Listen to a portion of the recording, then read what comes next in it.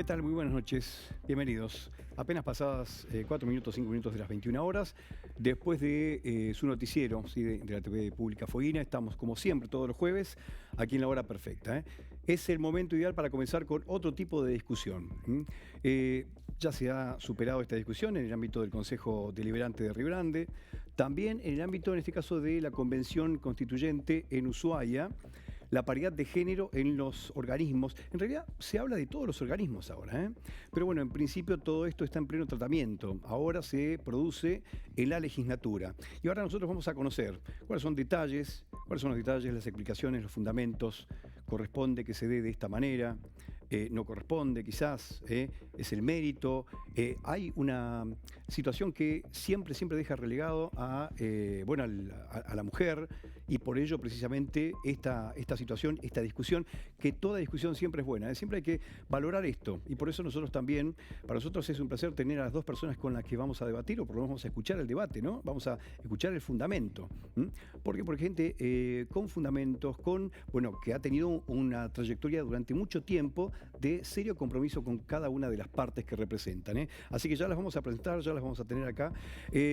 Antes de seguir extendiéndonos, vamos a estar también, como por supuesto estamos entrando en una etapa estival, la etapa de vacaciones, hay cosas a tener en cuenta. Bueno, hay un informe que ha preparado Fernanda Torres con nosotros, las vacaciones, siempre por supuesto con otro espíritu, pero bueno, se han disparado también algunas cosas, no solamente los costos, los precios, que usted esto ya lo conoce, pero también ha cambiado la preferencia y la elección de los argentinos.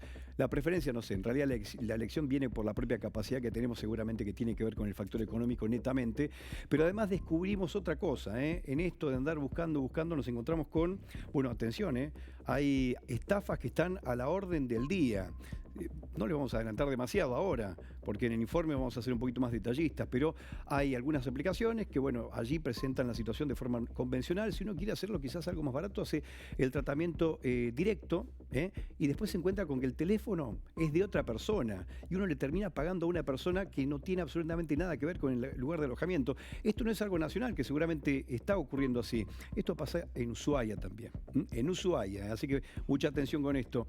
Y después vamos a estar cerrando también con, temas que tienen que ver con el interés general, temas también que nos van a desasnar en algunas otras cosas. La ministra de Educación va a estar con nosotros, Analía Cubino, que además ha sido protagonista, ¿no?, durante esta semana por esta inauguración de la fábrica de talentos. ¿Qué es la fábrica de talentos? Nos ha tomado a todos, a todo el mundo, de forma imprevista. No estábamos preparados para algo así, porque a veces la necesidad que se plantea de empresas tecnológicas van por fuera de lo que hoy es precisamente la educación en el ámbito nacional, seguramente internacional también. Bueno, estamos preparados ¿para qué en esta fábrica de talentos? Y seguramente temas políticos igualmente, porque estamos en víspera justamente de un año importante. Así que de todo esto vamos a estar hablando, y después al cierre con los temas más importantes. Quédese, porque ya estamos... Bueno, primero nos vamos a presentar y vamos a saludar. Estamos ya ahora con Claudia Asín, a quien agradecemos su presencia, y también con Natalia Gracianía, ya la vamos a presentar como corresponde. Muchas gracias por estar con nosotras. Gracias por el convite. Bueno, por darnos esta oportunidad de conocer la postura de cada una y de sectores que son muy importantes. Además, esto marca, ¿no?, el futuro también del Parlamento, pero además para todos los organismos, ¿cierto?, para todos los poderes. Así es. Esto es lo que esperan, ¿no? Bueno, vamos a estar con todo ello, así que, bueno, ya estamos, quédese con nosotros. Ahora sí, esto es la hora perfecta.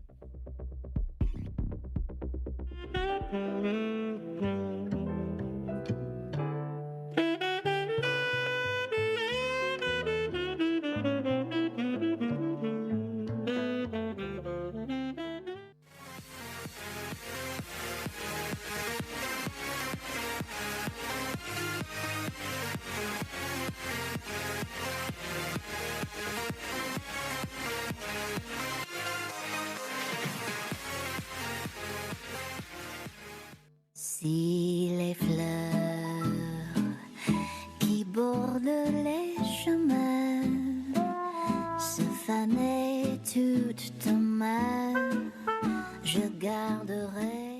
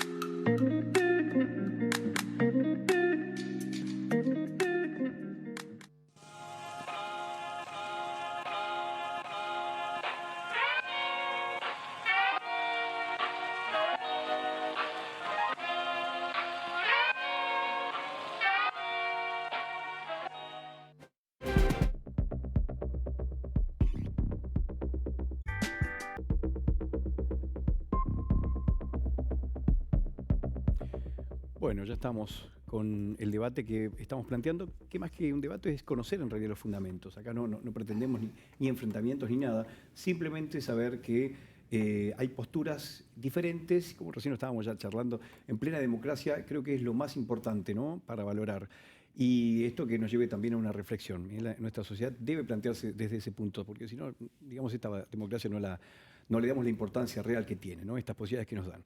Le contamos también que en la televisión usted verá el código QR y este nos lleva a cualquiera que acerque, por supuesto, el celular a la fanpage y a partir de eso, por supuesto, una encuesta. La encuesta que está relacionada con esta discusión que ahora nosotros planteamos, que tiene relación con la situación de género, ¿no? La situación de género, de qué forma precisamente debe darse en organismos oficiales. En este caso se plantea en la legislatura, pero también, por supuesto, se plantea porque hay proyectos que lo plantean para todos los ámbitos, para todos los poderes de la provincia, en principio, que es la injerencia que tenemos, ¿no?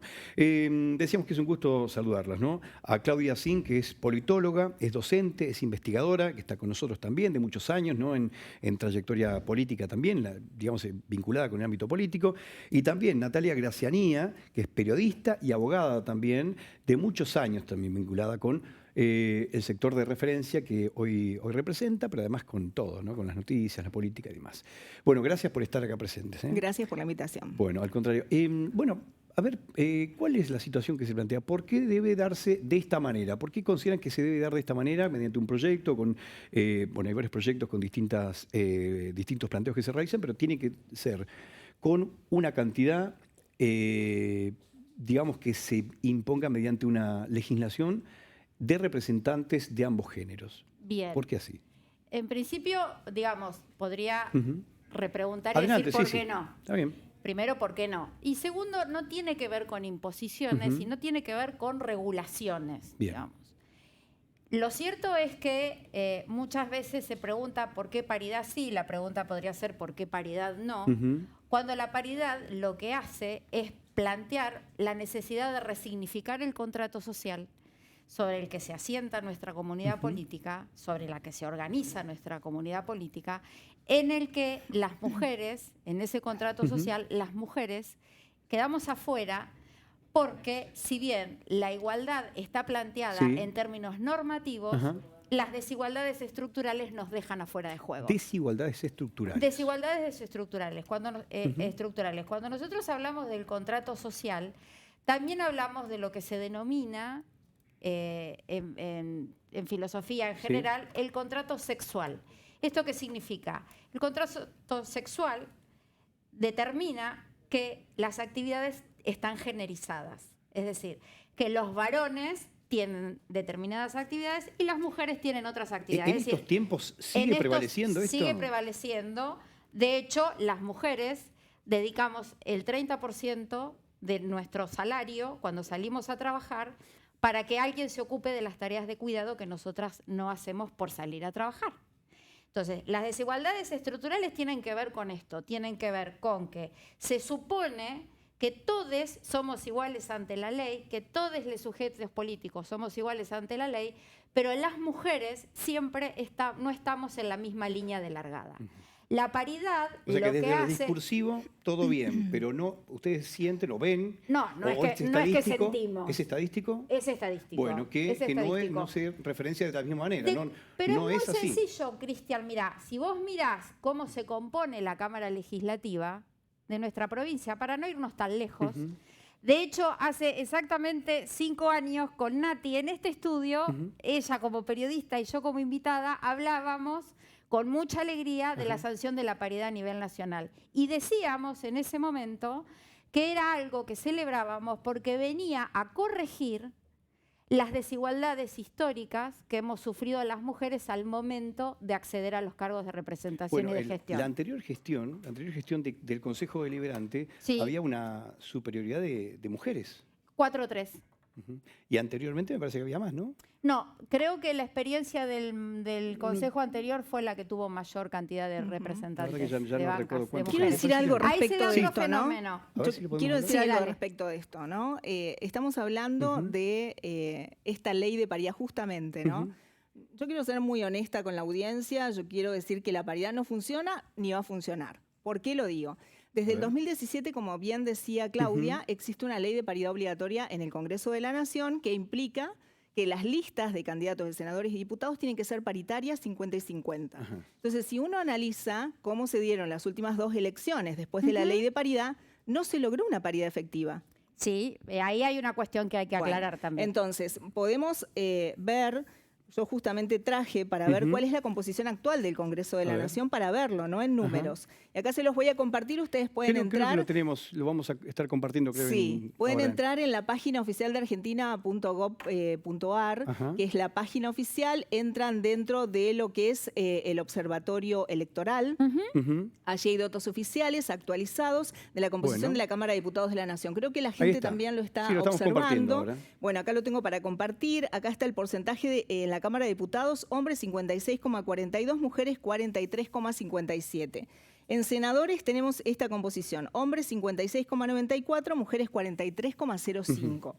Y también hay una evolución justamente en esta página muy interesante de la participación de las mujeres, ¿sí?, en la vida política en el Congreso de la Nación, específicamente desde 1983 hasta la actualidad, con una proyección hacia 2023 cuando termina. Que estamos viendo ahora. Exactamente, de la composición histórica en ambas cámaras. Entonces, vamos a ver, por ejemplo, en la Cámara de Diputados, ¿sí?, si nosotros comparamos el 2007-2009, acá lo tenemos, con el 2021-2023, vemos que hay una similitud, lo podemos ver acá, lo pueden ver en pantalla, de la composición. O sea que hay en 2007, 2009, donde no había paridad de género, había una composición similar de mujeres, se puede ver acá en la Cámara de Diputados de la Nación. Lo mismo pasa en la Cámara de Senadores en otro tiempo, en 2009, 2011, 2021, 2023. Si uno se fija, hay una paridad similar, digamos, una composición similar de tanto de mujeres como de hombres. Entonces, ¿de qué, en estos periodos, claro, pero quiero cerrar la idea, en estos periodos no había paridad obligatoria. Hoy, con paridad obligatoria, la paridad no se hace efectiva. Entonces, se hablan de medidas de corrección. Entonces, si la paridad no sirve así como está planteada para lograr una paridad efectiva, entonces decimos que la paridad en realidad no funciona. Si nosotros venimos con estos números y nos fijamos, hubo un fenómeno que se dio en el ámbito de esta composición de las cámaras, que nosotros observamos también cuando estábamos analizando los números. Fines de década del 90, principios de la década del 2000. Si ustedes se fijan acá también en la composición, empieza a haber mayor cantidad de mujeres que están participando y ocupando bancas en el Congreso de la Nación en ambas cámaras, ¿sí? ¿Por qué se da esto? En un momento en el cual hubo un quiebre institucional, ustedes recordarán. Sí, está bien. La gente estaba descreída absolutamente de los políticos de turno y la gente estaba cansada de lo que pasaba en las instituciones. Ese fue un momento en el cual podemos decir que la mujer tomó un rol protagónico y ocupó bancas, o sea, no solamente que ocupó bancas porque se las regalaron o porque les hicieron un lugar especial por ser mujeres, sino que dentro de los partidos políticos se organizaron, fueron a elecciones y lograron las bancas en el Congreso de la Nación en un tiempo donde no había paridad obligatoria. ¿Qué quiere decir esto? Que las mujeres, cuando se organizan, logran esta representatividad, esta tan mentada paridad. Entonces vemos este fenómeno, sí, aquí, y vemos que se traduce esto en un cambio en la sociedad. Esto sí, claro que sí, hay un cambio en la sociedad de la necesidad del rol necesario de la mujer en la política. No es necesario, entonces dice usted, nosotros ¿no? entendemos que no es necesario esto. Que no es necesaria la paridad y que además de esto, si nosotros observamos los números, hoy hay también que ha generado este proceso que se ve en los números antes de haber paridad obligatoria. Las mujeres sí tenían participación en el Congreso de la Nación y sí habían logrado la tan mentada paridad. ¿Qué pasó? Hay más afiliadas mujeres o varones en los partidos políticos en general en Argentina. Entonces, esto quiere decir que la mujer, cuando se organiza, logra un lugar preponderante y logra esos lugares sin necesidad de forzar paridad. Bueno, Claudia está hay varias cuestiones y varios fenómenos que Nati, en este interesante recorrido y con números, plantea que no están. Por ejemplo, la evolución de la participación de las mujeres en la composición de las cámaras no fue algo espontáneo. no tuvo que ver solamente con la organización después, que es una de las aristas del fenómeno, con la organización de las mujeres hacia adentro de los partidos políticos después de la crisis de representatividad del 2001. Lo que hay que decir es que la década del 90 la transitamos con la ley de cupo. Esto que establecía, que lo charlamos en aquel momento, el 30%. Un 30% que no daba mandato de orden, entonces las mujeres iban o a los suplentes o al final de la lista. Y entonces por eso los números que trae Nati manifiestan esto. A partir de mediados de la década del 90, la ley de cupo se corrige y lo que se consigue es que se modifique la ley a través de un decreto presidencial o a propuesta de un decreto presidencial o la regulación del decreto, que dice que las mujeres deben estar en el 30% de los lugares expectables. Los partidos políticos, que tampoco nacen de un repollo, un piso de un 30%. Claro, que no nacen de un repollo, entendieron que ese 30% eran las mujeres al tercer lugar, es decir, no encabezaban, no eran segundas y eran terceras. Y ahí tenemos la primera barrera estructural. Porque, ¿qué significa? ¿Se vio efectivamente de esa manera? Se ve de esa manera. ¿Y qué pasa además? Es cierto lo que dice Nati. En Tierra del Fuego, los tres partidos más importantes, Partido Justicialista, Unión Cívica Radical y Movimiento Popular Fueguino, en ese orden, tienen entre sus afiliadas el 48% de las mujeres. Ahora, el Movimiento Popular Fueguino, ¿cuántos años hace que no tiene una mujer sentada en la banca? Hay otra cuestión que hay que atender, que tiene que ver con quienes encabezan las listas. Y hay otra cuestión que tiene que ver que la paridad electoral, como bien lo reseñaba Nati recién, paridad efectiva no existe. Claro que no existe, porque solamente en la Cámara de Diputados de la Nación, no así en el Senado, que tiene un sistema distinto, lo que tenemos, lo que tenemos es paridad electoral. ¿Esto qué significa? Paridad de salida. Las mujeres están en las listas. No llegan, primero porque no encabezan, y porque no secundan. Bueno, esto se va a dar también. Pero de hecho llegaron. Ahora llegaron, pero esto tiene que ver... Pero de la década del 90 hasta ahora llegaron. Llegaron porque hubo medidas correctivas. Pero porque hubo medidas de corrección, Nati. Y ahora, si vos te fijas el crecimiento, la primera elección en la que se aplicó paridad, insisto, en la Cámara de Diputados de la Nación, porque la paridad obligatoria en el Senado ya estaba de antes. Entonces, lo que vemos es que en 2017 se sanciona la ley. Noviembre, 5 años. 2019 se aplica por primera vez en la renovación y ahí hay un incremento. 2021 pero no es, se vuelve tan diferente al 2001-2003. Sí es diferente. Pero fíjate que no. Hacé las mediciones. Es diferente en términos de números, pero en términos de derechos y de garantizar la igualdad de acceso, sí es diferente. La igualdad está garantizada. Perdón, ¿si puede explicar eso, esa diferencia? Porque acá en números no está la diferencia. Lo que pasa no tiene que ver solamente con en el lugar en que las mujeres van en la lista, que eso es lo que decimos que es paridad electoral, paridad de salida, sino que hay que comprender que hay otros fenómenos que confluyen que tienen que ver con el diseño del sistema electoral. Es decir, que ingresaron por la mayoría, pero estaban en otros puestos, estaban retrasadas en la lista. El tema es que si vos te fijás, aquí lo que hay que analizar no solamente es la ley de paridad, sino quiénes encabezan, cuántos son los votos que se han obtenido, porque si vos tenés que en la paridad de salida todos los encabezamientos son de varones y tenés muchos bloques, muchos partidos, muchas listas que acceden, y entonces da una cámara muy fragmentada, la distribución vas a tener una cámara muy fragmentada y mayoritariamente masculina por el fenómeno de los encabezamientos. Está bien, pero lo que sí decimos... hablemos del Parlamento Fueguino. Pero lo que sí podemos concluir es que hay participación de las mujeres, sí, de la misma manera, sin paridad que con paridad obligatoria. ¿Cuál es la propuesta acá para Tierra del Fuego? ¿Qué es lo que están proponiendo ustedes? En realidad, a mí no me gusta esto de hablar de ustedes y no ustedes, porque estamos discutiendo derechos, no es una cuestión pero bueno, son dos sectores que están francamente estamos hablando de resignificar el contrato social a través de los derechos. Pero lo que ocurre es que estamos acá en dos sectores. Sí, tenemos dos miradas distintas. Son dos miradas distintas. Pero son dos miradas distintas. Bueno, el proyecto que ustedes están respaldando, o los proyectos. Nosotras, como Movimiento de Paritaristas de Tierra del Fuego, presentamos un proyecto que tiene antecedentes en el país, digamos, no es un invento, no es una noche de locura. Por ejemplo, la provincia de San Luis y la provincia de Entre Ríos tienen antecedentes similares a los que nosotros estamos planteando. La ventaja que nosotros tenemos, que como somos una de las últimas provincias, podemos recoger todos estos aprendizajes y mirar estos números como los que traen aquí.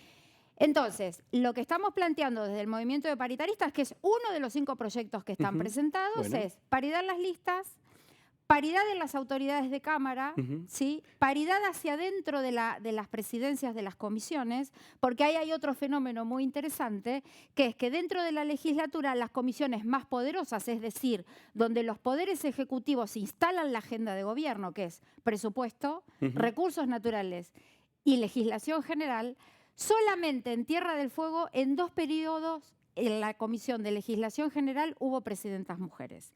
Nunca en la presidencia de la... Le y te digo usted, esto, perdón, porque algo quiero particular. recuperar algo que dijo Nati. Está bien. Quiero recuperar algo que dijo Nati de la crisis del 2001. Adelante, adelante. Nati dijo que las mujeres en el 2001 nos organizamos. Sí, claro que nos organizamos.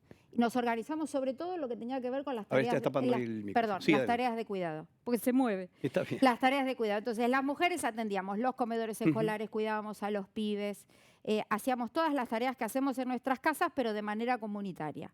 Ahora bien, las mujeres administramos la economía de nuestros hogares en esto de la división del trabajo sexual.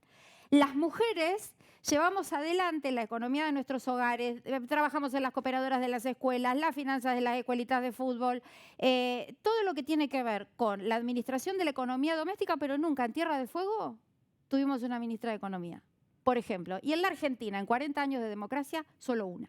Bueno, pero si bueno, vamos... Perdón.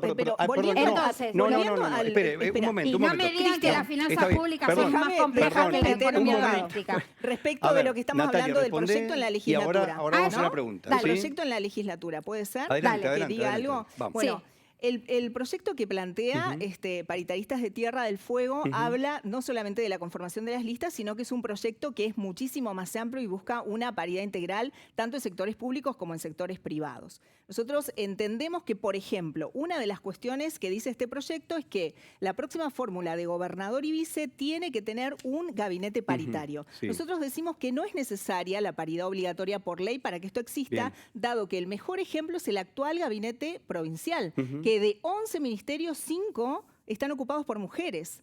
Y volviendo a lo que ya decía respecto del tema de los partidos políticos, son los partidos políticos los que deben dar esta discusión hacia adentro, ¿sí? No es que tenemos que avanzar sobre los partidos políticos, y esto tiene que ver también con el proyecto, porque también hay una parte del proyecto que habla de la conformación de los partidos políticos, de sus autoridades, que tienen que ser paritarias. Y esto es violatorio de la Ley Provincial 470, donde dice que los partidos políticos tienen la libertad de organizarse democráticamente y de elegir a sus autoridades, y son los que tienen que exclusivamente definir la nómina de sus candidatos. Entonces, nos estamos entrometiendo en la vida interna de los partidos políticos, siendo que debemos dar esa discusión, porque la culpa acá no es de las leyes, está clarísimo.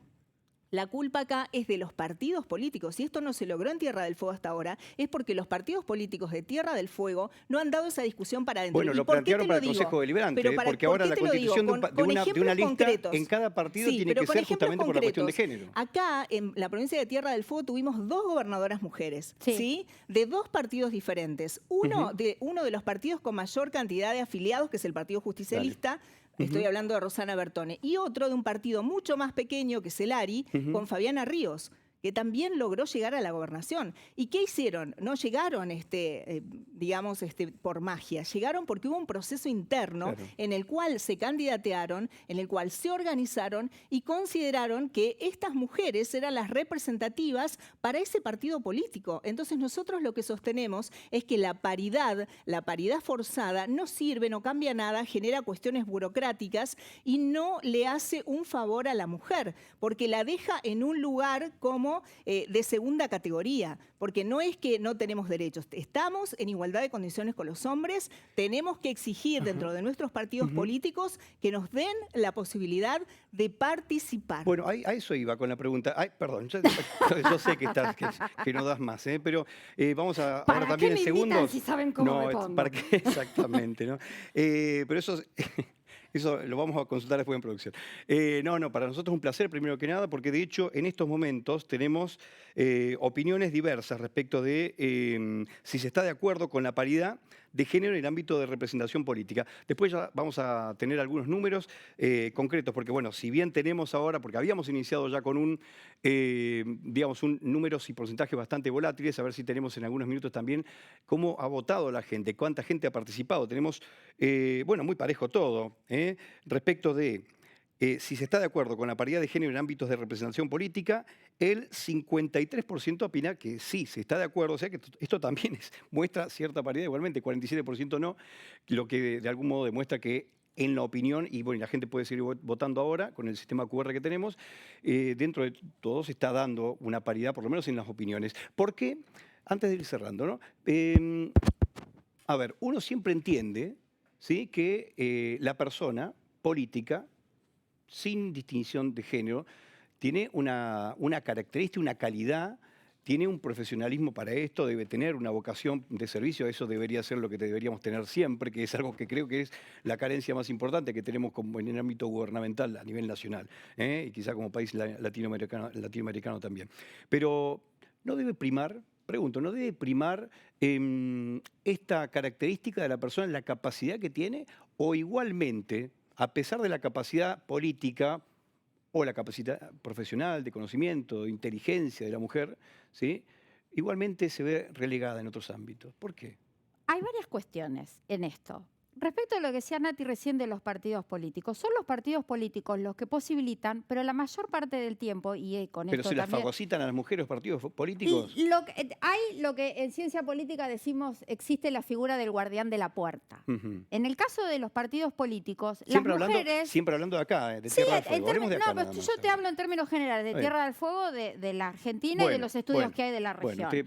En general, yo las barreras... Acá, usted me responde de donde quiera. No, pero digo, porque esto si no parece que es un invento de 5 locas de Tierra del Fuego, cuando en realidad pero lo vamos a aplicar acá en Tierra del Fuego. Recoger... Usted hizo hincapié al MPF, que es un partido provincial. Es un partido provincial. Y lo que decía Nati recién es verdad.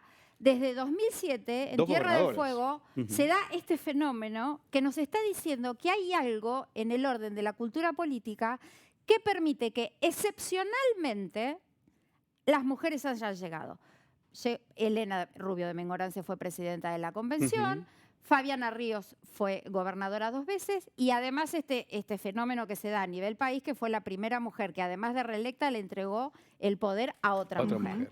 Entonces, a partir del 2007 se da este fenómeno muy interesante en Tierra del Fuego de que las fórmulas que compitieron en primera y segunda vuelta eran fórmulas paritarias. Lo que desde el movimiento estamos diciendo, desde el movimiento paritarista estamos diciendo, es que tanto en los partidos políticos, con quienes no nos metemos en su autonomía, los partidos políticos, los gabinetes, los poderes del Estado, deben ser paritarios, pero esa paridad precisamente no debe estar sujeta a la buena voluntad de las élites y de los dirigentes.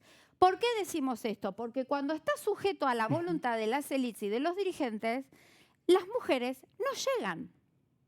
Entonces, lo que se produce es este fenómeno que se constituye como que en los partidos políticos existen guardianes de la puerta, existen los techos de cristal, existen los abismos de cristal, que son esas desigualdades estructurales que hacen que las mujeres no estén en igualdad de condiciones. Ustedes dicen que hay tradiciones políticas, básicamente, que se resguardan cultural, entre los... social, estamos cerrando, política y económica. Me queda una pregunta, pero estamos cerrando. Una Claudia. cosita más quería decir. Cortita va a ser esa cosita. Esta cosita cortita es que hablar de paridad es hablar de paridad efectiva, como bien decía Nati recién, paridad efectiva que llegue a todos los ámbitos de la vida pública y la invitación a los ámbitos de la vida privada, porque entendemos que no hay una democracia privada y una democracia pública. Y además, porque hablar de paridad es hablar de igualdad, no igualdad en los papeles, de igualdad real.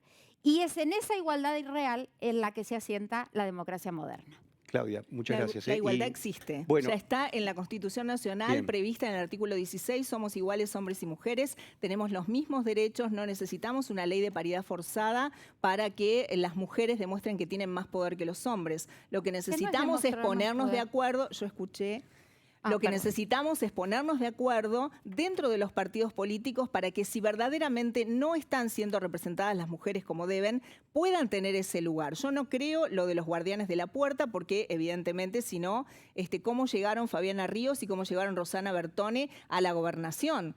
No sé, eran amigas del guardián de la puerta. Entonces, nosotros no queremos esto, queremos que realmente las mujeres nos den la oportunidad de demostrar que tenemos el mérito suficiente para ocupar esos lugares por idoneidad, capacidad, porque participamos. Así que yo llamo a las mujeres de los partidos políticos a participar, a no creer que tienen que esperar que les den una paridad para que puedan participar, porque tienen todas las mismas posibilidades que los hombres de participar, den la batalla dentro de sus partidos y logren, así como lograron estas mujeres en el Congreso Nacional, sin ninguna ley que les abra espacio solamente por ser mujeres, lograron su espacio de representatividad. Tenemos todo lo que necesitamos para poder hacerlo, pero sin competir entre hombres y mujeres, sino cada uno respetando su espacio y creyendo que esa igualdad realmente existe, porque está garantizada en nuestra Constitución Nacional. Que no nos quieran decir que no hay igualdad. Y paridad no es igualdad. Bueno, la verdad que ha sido una discusión enriquecedora para todos los gustos, por lo menos con planteos que seguramente están fundados y en los que se siente reflejada mucha gente. Y yo no sé si no se han dado cuenta, pero hay muchos fundamentos que son compartidos. A pesar de este enfrentamiento en estos proyectos y en esta consideración, hay muchos conceptos que comparten igualmente. Pero algo en lo que sí, por supuesto, hay que resaltar es que, ambas son líderes. Son líderes o lideresas, como se menciona hoy, de cada uno de sus sectores. Por eso les agradecemos su participación con nosotros. Muchas gracias por estar acá. Muchas gracias, Cristian, por la oportunidad. Gracias. Nosotros estamos cerrando ahora. Estuvimos entonces con Claudia Zin, politóloga, docente, investigadora, Natalia Gracianía, periodista, abogada. No me atrevería a entablar una discusión menos en estas condiciones, han salido muy movilizadas. Para nosotros es enriquecedor. Nosotros terminamos este bloque y enseguida volvemos con el informe y, por supuesto, una cara diferente. También hay que prestar especial atención a estas vacaciones.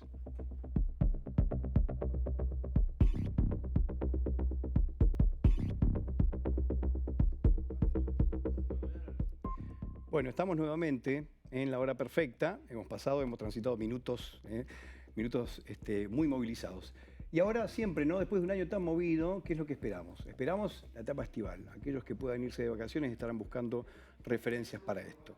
Fernanda Torres, bienvenida, ¿cómo estás? ¿Cómo estás, Cristian? Todos buscando un poquito, pero me parece que se encuentran y hay sorpresas también, ¿cierto? Exactamente.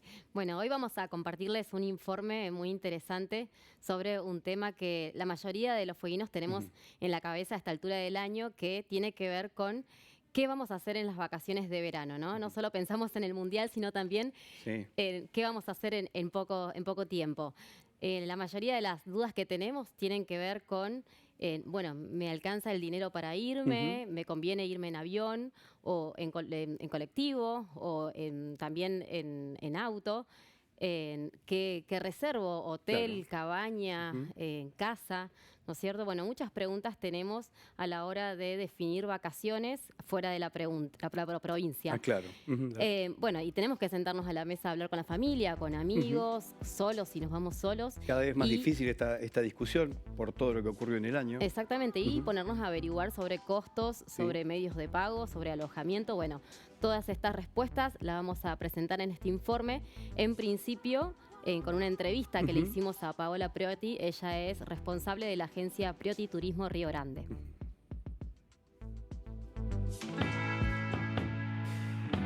La inflación ha hecho que estén, todos los precios bastante distorsionados, por un lado. Y segundo, es que la gran carga impositiva que tienen los viajes fuera del país ha volcado a muchos vecinos a viajar dentro del país.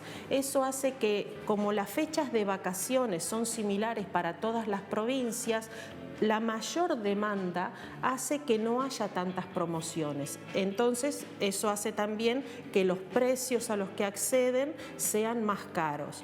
Y esto nos ha llevado, a ver que en promedio tenemos entre un 150 y un 200% más caro vacacionar en verano 2023 respecto del verano 2021-2022. Eso hace que planificar con anticipación y tratar, digamos, de optar por destinos o promociones que tengan pagos con tarjeta de crédito y que puedan, digamos, financiarse en cuotas, haga más accesible viajar a ese destino que la familia está pensando. Bien, ¿han bajado las ventas por esta situación económica? Se ha, digamos, dilatado bastante. Por un lado, los destinos nacionales no estaban brindando tarifas para verano 2023, precisamente porque no tenían referencias de precio, y eso recién ha empezado a surgir ahora sobre segunda quincena de octubre. Y los destinos regionales e internacionales, que por un lado están influidos por la cotización del dólar y por otro lado por la carga impositiva de los últimos impuestos que se han generado para los viajes al exterior, ha hecho que estemos hablando de montos un poco más elevados. Sin embargo, hay muchas opciones para viajar tanto dentro del país como fuera del país en salidas grupales en colectivo. ¿Cuáles son las zonas turísticas más elegidas por los fueguinos para vacacionar? Antes de la pandemia era Caribe y Brasil. Hoy nos encontramos que hay muchas familias que eligen los destinos nacionales como Iguazú, Salta y Jujuy, los destinos más, digamos, tradicionales como Córdoba, y algunos están descubriendo todo lo que es la región de Cuyo con Mendoza, La Rioja y San Juan, que tienen muchos atractivos desde lo que es turismo enológico, turismo astronómico y la visita a los parques de Ischigualasto y Talampaya. Entonces, los que les gusta más la naturaleza, los recorridos y el trekking, optan por esos destinos no tan convencionales. Y el destino enológico viene también para olvidar todo lo que se va a gastar. Me parece que por eso, 200%, ese es el porcentaje, o sea, superó ampliamente lo que han sido paritarias de todos los ámbitos, ¿no? El 200% en comparación con el año pasado, esto es lo que decía Paola Priotti. Sí, un incremento significativo, sí. Y además el cambio, por supuesto, el cambio, porque mucha gente salía del país ahora. Bueno, el cambio obliga básicamente a que se elijan destinos nacionales. Bueno, esto y por supuesto también la salida, ¿no? La salida y el costo, ¿no? De cada uno. Exactamente, tenemos unas placas informativas para mostrarles. Bueno, acá tenemos... Bien, las tenemos para compartir. Dos ejemplos, ¿no? Cómo irnos en auto, cómo irnos en avión, los costos. Tenemos, bueno, por tierra a Córdoba, ida y vuelta, para una familia tipo de 4 personas. Tenemos un costo de aproximadamente 70.000 pesos en combustible. Después también gastamos 60.000 pesos en comida, 70.000 pesos en alojamiento, teniendo en cuenta que son 2 noches a la ida y 2 noches a la vuelta, y 13.000 pesos en barcaza, ¿no es cierto? Esto nos da un total de 219.000 pesos, como dijimos, en un tramo de por tierra, Río Grande, Córdoba, Córdoba, Río Grande, para una familia tipo de 4 personas. Solo para viajar, exactamente.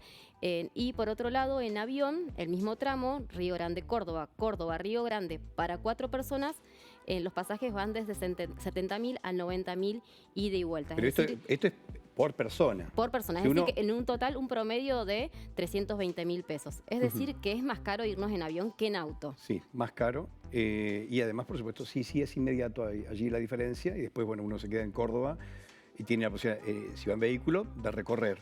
Esta es la diferencia también. Exactamente. Bueno, después tenemos una segunda placa informativa que son los gastos de alojamiento, ¿no? Que podemos parar en departamento, en cabaña o en hotel o en casa, y que van desde 25.000 a 30.000 pesos por noche para una familia tipo. Bueno, estos son los costos. Bueno, después hay que multiplicarlo, sí, es una quincena, si es el mes completo. Exactamente. Y en detalle también podemos explicar en una tercera placa los precios que tenemos por ciudad elegida por los fueguinos. Por ejemplo, las grutas, el alojamiento va de 20.000 a 25.000 pesos la noche. En una familia tipo. En Mar del Plata de 11.000 de 15.000 a 20.000 pesos. Sí. En Córdoba de 8.000 a 15.000 pesos. Sí. En Iguazú en aproximadamente 25.000 y en Mendoza también 20.000. 20.000. Bueno, acá tenemos las placas, tenemos estimativos, por supuesto que son algunos números que van a variar sin duda alguna, porque conforme nosotros vamos posponiendo el momento de elegir la salida, nos vamos acercando, ¿no?, al momento del viaje y bueno, todo va encareciéndose, porque la necesidad también lleva a esto, ¿no?, a que la especulación esté a la orden del día. Bueno, ¿qué hay que tener en cuenta entonces para todo esto, para viajar? Sí, Cristian, existen riesgos, hay estafas, tenemos casos que están pasando y que van a suceder ahora en la época de vacaciones. Y hay que tener cuidado, porque todo el año ha sido el tema de las estafas, y más todavía después de la pandemia, donde todo el mundo se ha manejado vía internet, donde mucha gente se dedicaba a comprar. Bueno, esto lamentablemente también se traduce a las vacaciones, porque hemos descubierto algo también, ¿cierto? Hay que tener, bueno, lo advierten, ¿no?, operadores turísticos, que hay que tener mucho cuidado. Exactamente, le hicimos una entrevista a Paola Priotti, ella es referente de turismo y nos va a explicar qué tenemos que tener en cuenta a la hora de las reservas. Y cuando hablamos de alojamientos, hay tantos alojamientos nuevos que una, digamos, recomendación siempre, independientemente de que descubran un alojamiento por las redes oficiales o en alguna web, que hagan como hacemos cuando vamos al banco, digamos, doble y triple medidas de seguridad. Por un lado, chequear la información del establecimiento hotelero. Nosotros recomendamos pedir, digamos, los listados ya sea de la web o llamando a las oficinas de turismo de la ciudad o de la provincia para que nos indique si ese establecimiento que hemos elegido está habilitado o no.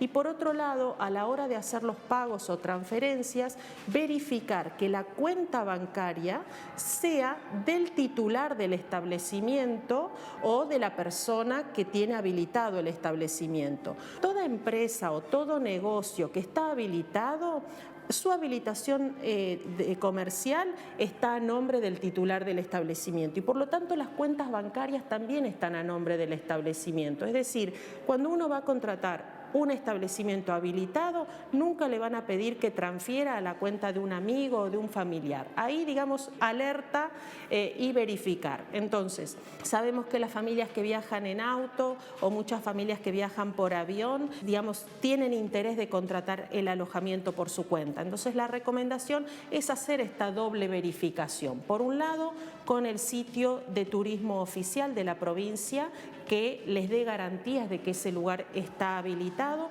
y por el otro lado, a la hora de transferir o depositar, verificar que las cuentas bancarias sean del titular del establecimiento. ¿Han escuchado casos de estafas? Sí, en el verano, digamos, pasado, mucha gente optaba por elegir establecimientos que tenían sitios de Facebook o de Instagram que pueden tener fotos muy lindas, pero esas fotos pueden ser copiadas de otro establecimiento y entonces contrataban vía redes sociales y transferían y después se encontraban que al llegar el hotel existía, pero en realidad la reserva la habían hecho en un sitio que era ficticio y los pagos lo habían hecho a alguien que era ficticio, por lo tanto el verdadero establecimiento no podía reconocer esos pagos y esa reserva.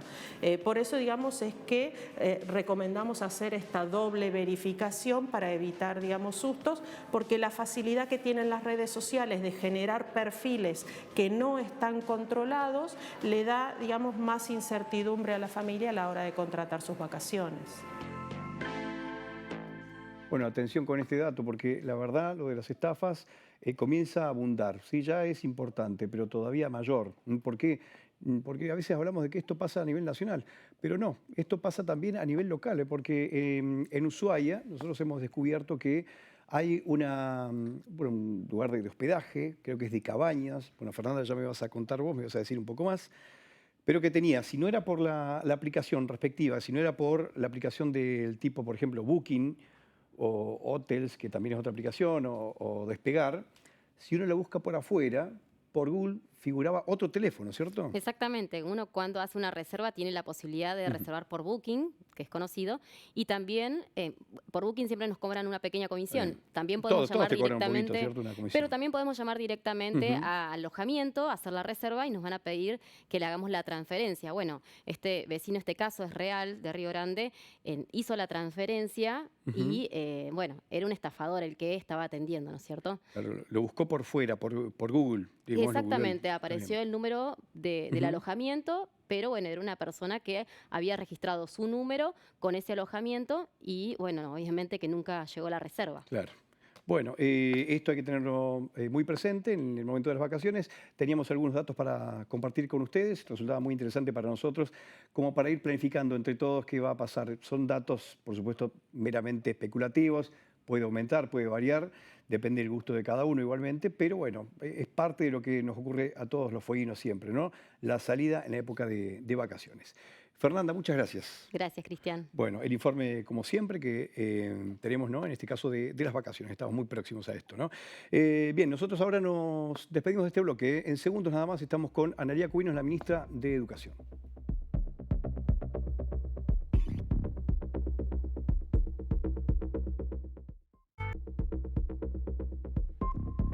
Bien, bien, estamos en el cierre, decíamos, del año, y qué mejor que cerrar con la educación también.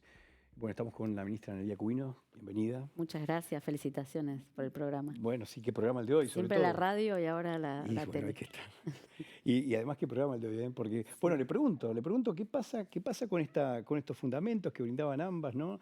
Yo creo que primero hay que destacar que las mujeres discutimos y que lo hacemos, bueno, las dos compañeras que estuvieron antes lo hicieron con altura, con fundamentos propios, sí. Pueden ser discutibles todos, pero que eso se pueda dar ya es una instancia mejor. Hubo mucho respeto, hubo efervescencia también, que esto era también, bueno, no se puede evitar, porque seguía en aumento, porque se fueron con ganas de seguir hablando, me parece. Y creo que eso hace la diferencia también, más allá de las herramientas que siempre son de acciones positivas para poder avanzar en materia de derechos, las tenemos en la Argentina y en algún momento en el año 91 fuimos pioneras frente a otras, ¿no? Pero después con el cupo, digo. Pero también hace mostrar que las mujeres tenemos otra forma de hacer la política. Sí. Quizás hacemos más falta. Nosotros tenemos afortunadamente un gabinete mayoritario de mujeres y eso también me marca una forma diferente a veces de hacer política. No nos arroga. Lo que queremos, y creo que todas queremos un poco esto, es la igualdad de oportunidades, la forma de estar en paridad, cuando a veces incluso esas herramientas tampoco sirven todavía, ¿no? Bueno, no pasa desapercibido que está una vicegobernadora, que hay mucho ruido también de que la próxima fórmula también va a ser así, una composición con la integración de géneros. Pero además no pasa desapercibido que usted fue candidata a intendenta. Es verdad, ahora me lo recordaste. No, es buen momento, porque el año que viene estamos de elecciones. ¿Qué va a pasar? Antes de empezar con educación. Con educación, sí, porque no nos podemos escindir de... También soy la vicepresidenta de un partido y obviamente hablamos de política, son herramientas para la construcción y la transformación. ¿Y ustedes ya definieron sus candidatos? Y nosotros somos parte de un frente, seguimos siéndolo, el gobernador es el líder de este espacio, tenemos autoridades partidarias y como somos parte de un frente también somos muy respetuosos y respetuosas de ese espacio y de lo que se defina desde los distintos partidos que integramos ese frente. Pertenecemos a un proyecto provincial, pero también somos parte de un proyecto nacional. Y bueno, creo que ahí hay que ser muy sinceros y que ser muy respetuosos de la gente también, ¿no? Estamos en tiempos de trabajar mucho y fuerte y de mostrar este respeto desde la política para que, digo, a veces en los medios se discute de una manera y después...